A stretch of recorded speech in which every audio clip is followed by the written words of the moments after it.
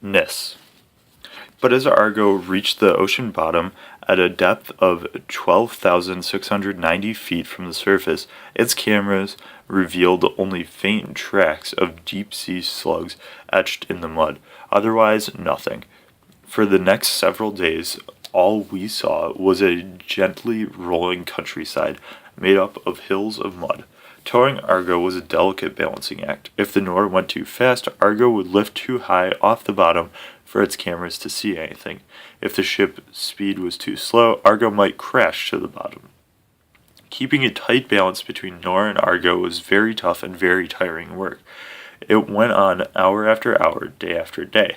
Then we had only 5 days left to go. The crunch had come. Suddenly the ocean seemed huge, and our doubts began to grow. Was the Titanic really in our carefully plotted search area? If so, surely something would have shown up on our monitor screens by now. Were we looking in the wrong place? Would we return empty-handed? I began to feel a rising panic. In a last-ditch effort, we decided to check out a tiny portion of ocean bottom that Jean-Louis and his SAR sonar system had missed because of strong currents. We headed to that spot 10 miles away, but as we began to tow Argo back and forth across the new search area, our hopes really began to fade. There was nothing down there. By now, the routine inside our control room had become mind-numbing. Hour after hour of staring at video images of flat-bottom mud. On top of that, we were exhausted. The strain of it all was getting to us, and the boredom was becoming unbearable. Then, with a bad turn in the weather and only 4 days left, we reached our lowest point. I began to face total defeat. Just after midnight on September 1st, I went to my bunk for some rest, and the night shift led by Jean-Louis manned their stations. About an hour into their watch, one of the team members asked the others, "What are we going to do to keep ourselves awake tonight?" All they'd seen so far was mud and more mud, endless miles of nothing. Stu Harris, who was busy flying Argo, didn't answer. His eyes were glued to the Argo video monitor. "There's something," he said, pointing to the screen. Suddenly, every member of the sleepy watch was alive and alert. No one could believe it wasn't just another false alarm or a joke. But no, there on the screen were clear images of things man-made. Stu yelled, "Bingo!" The control room echoed with a loud "yeah" from the whole team, and then wild shrieks and war whoops. All sorts of wreckage began to stream by on the screen. Then something different appeared, something large and perfectly round. Jean-Louis checked in a book of pictures of the Titanic. He came across a picture of the ship's massive boilers used to burn coal and drive the engines. He couldn't believe his eyes. He looked from book to video screen and back again. Yes, it was the same kind of boiler. I scrambled out of my bunk when I got the news and ran to the control room. We replayed the tape of the boiler. I didn't know what to say. I turned to Jean-Louis. The look in his eyes said everything. The Titanic had been found. We'd been right all along. Then he said softly, "It was not luck. We earned it." Our hunt was almost over. Somewhere very near us lay the RMS Titanic. Word had spread throughout the ship. People were pouring into the control room. The place was becoming a madhouse. Everyone was shaking hands and hugging and slapping each other on the back. It was now almost 2 a.m, very close to the exact hour of the Titanic sinking. Someone pointed to the clock on the wall. All of a sudden, the room became silent. Here, at the bottom of the ocean, lay not only the graveyard of a great ship, but of more than 1,500 people who had gone down with her. And we were the very first people in 73 years to come to this spot to pay our respects. Images from the night of the disaster, a story I now knew by heart, flashed through my mind. Out on the stern of the Nora, people had started to gather for a few moments of silence in memory of those who had died on the Titanic. The sky was filled with stars, the sea was calm. We raised the Harland and Wolf flag, the emblem of the shipyard in Belfast, Ireland, that had built the great liner. Except for the shining moon overhead It was just like the night when the Titanic had gone down. I could see her as she slipped nose first into the glassy water. Around me were the ghostly shapes of lifeboats and piercing shouts and screams of passengers and crew freezing to their death in the water. Our little memorial service lasted about 10 minutes. Then I just said, "Thank you all, now let's get back to work." In the short time remaining, I planned to get us as many pictures of the wreck as possible. I wanted to show the world what condition the Titanic was in after 73 years on the bottom. A million questions flew through my mind. Would the ship be in one piece or be broken up? Were the funnels still standing upright? Would the wooden deck be preserved in the deep salt water? And a darker thought. Would we find remains of the people who died that night? Photographs would give us the answers.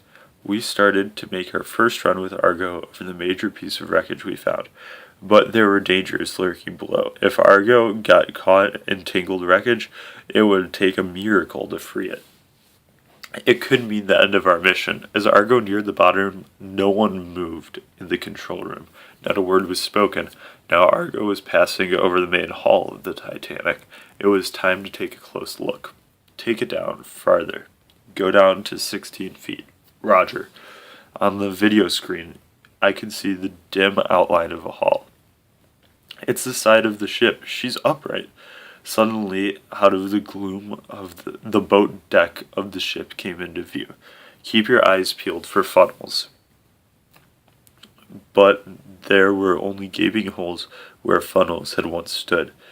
Then, as we crossed over the middle of the ship, we could see the flattened outline of the bridge. Was this where Captain Smith had stood bravely to the end? Before we knew it, Argo had safely passed over the wreck and back into the empty murk. We had made it safely after all. All at once, the crowded control room exploded. People were whooping, hugging, and dancing around while Jean Louise and I quietly stood there thinking about what we had just seen. We now knew that the Titanic landed on the bottom upright, and that a major piece of her appeared to be intact.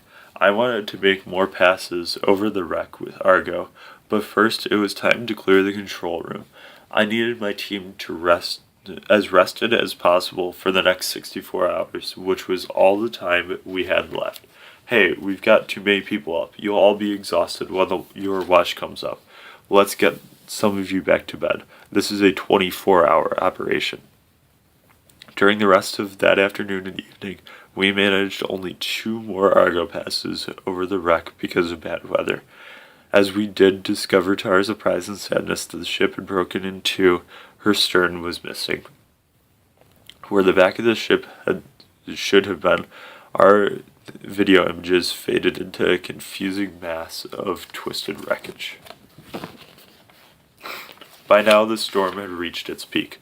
We could no longer use Argo. For 10 hours, the wind howled across our rolling deck as the Nore pitched and heaved in the rough sea. Well, I thought finally, if we can't use Argo and the video system, then we'll work with ANGUS. ANGUS was quite like Argo, except that it was an older camera sled that took still photographs instead of video as it was towed over the seafloor. Our nickname for Angus was the dope on the rope. Now we would bring our old friend to the rescue. After all, I had used Angus in rougher seas than this. But our first runs over the wreck with Angus only produced blurry images. The cameras were working properly, but we had come over the wreck too high to get good pictures. We were now down to our final hours, and I felt victory slipping away. At that moment, I just wanted to go home. My leg was sore from a fall on the deck, and I hadn't slept in days. We had found the Titanic. Wasn't that good enough? Who said we had to bring home pretty pictures? But somehow, I found the strength to continue. I was not going to leave the Titanic without trying one last time. We had 4.5 hours left before we had to start back. the Nor had to be back in port for another expedition. I was so tired that I had to lay down or I would fall down. So I lay down in the control room and gave the commands for the last ditch attempt. What we were about to do in these rough seas was even crazier than the risky Angus passes we had just made. We had to get our cameras within close range of the Titanic decks. On the surface, the seas were heaving up and down at least 10 to 13 feet.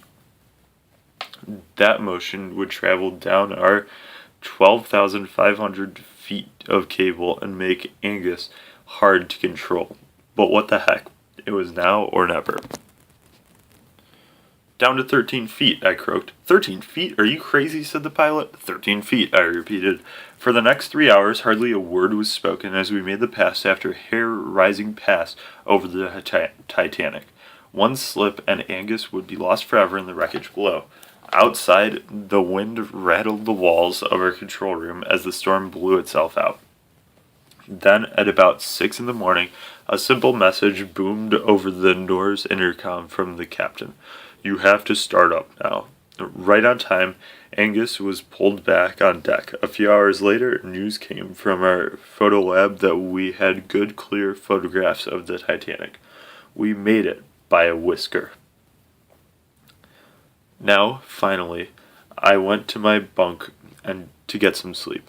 When I awoke, it was nighttime, and the good ship Nor was streaming quietly and steadily to our home port. On the clear, warm morning of September 9th, 1985, as we steamed down Nantucket Sound, Massachusetts, the Nor was mobbed by helicopters, small planes, and pleasure craft running circles around us and blowing their horns.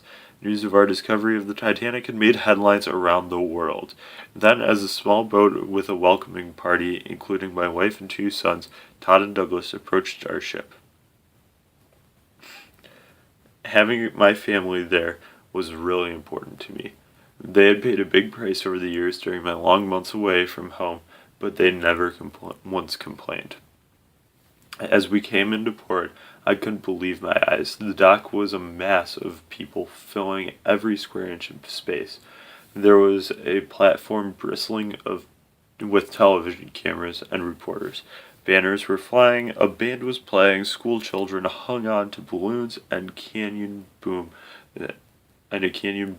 out a salute. What a victory welcome.